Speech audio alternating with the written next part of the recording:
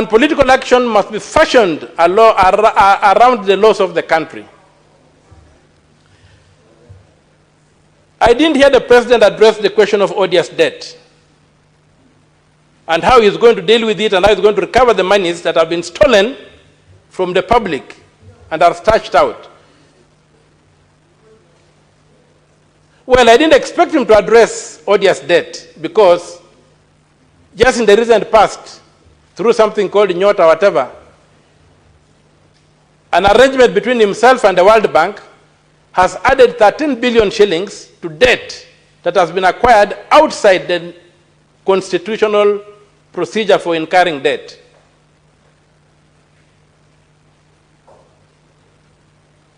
He's bribing the population with handouts. No formula, no blueprint, no marking scheme, no way of monitoring and evaluating what is going on. Total chaos. Chaos cannot be the crucible from which you can fashion development. If we want to develop, we must imitate the developed.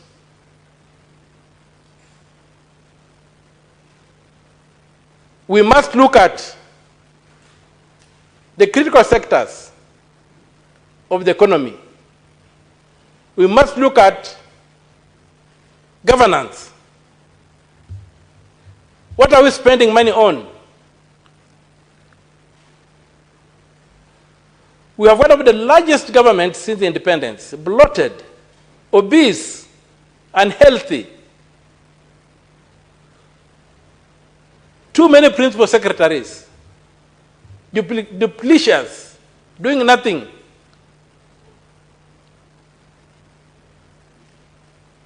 When you look at the statement of actual revenue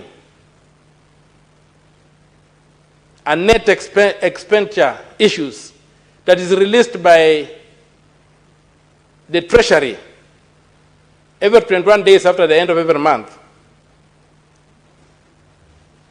you see a litany of abuse of our public finances that tells you there's no intention to develop this country. On the floor of this House, I've raised a statement about 19.6 billion shillings, which was spirited out or siphoned out of the consolidated fund using a vote head for consolidated finance services.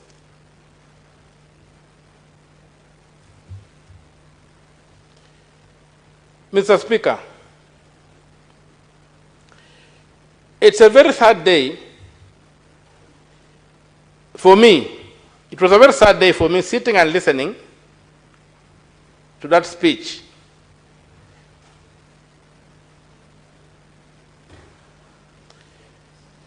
Look at a concept like the various funds that are being talked about, Weather Fund, the Women Fund, whatever fund, whatever fund, and you. You look at Article 206 of the Constitution, it tells you how to establish a fund. It must be established by an Act of Parliament. Where is the Act of Parliament establishing the Weather Fund, or the Women's Fund, or whatever, all these funny funds we have? Secondly, when these funds are set up, they cannot take money from the consolidated fund. Funds must be financed by money excluded from the consolidated fund. So we celebrate and we believe that we shall break the law to achieve progress. There is no choice between the law and development in this country. There is no choice. If we want to develop, we must follow the law. If we don't want to develop, then we break the law. There's no choice. The law and development are not mutually exclusive. The law and development are two legs upon which this nation must walk. Assuming the nation is a human being, if there are four legs, if it's a four-legged animal. So, His Excellency's speech, to me, was simply a public relations exercise. It was simply for him to demonstrate his skills at public speaking. He speaks very well in the public, and he did well. But it was devoid of substance, devoid of a blueprint, devoid of a marking scheme.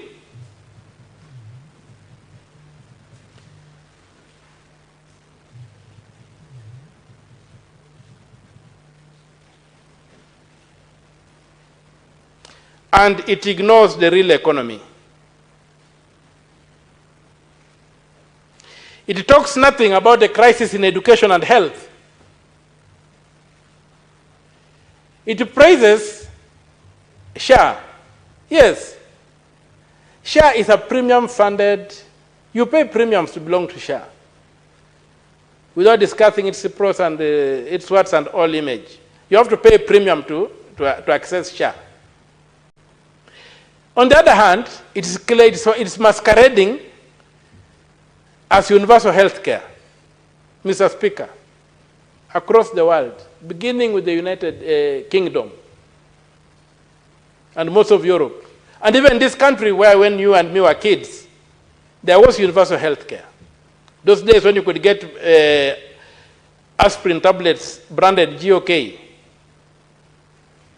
and you walked in any clinic and you'd be treated and you go home. Universal health care can only be funded by direct taxes. Just like a road built by taxes and anybody can walk on it. Once you introduce premiums, it ceases being universal. It's only available to those who can pay.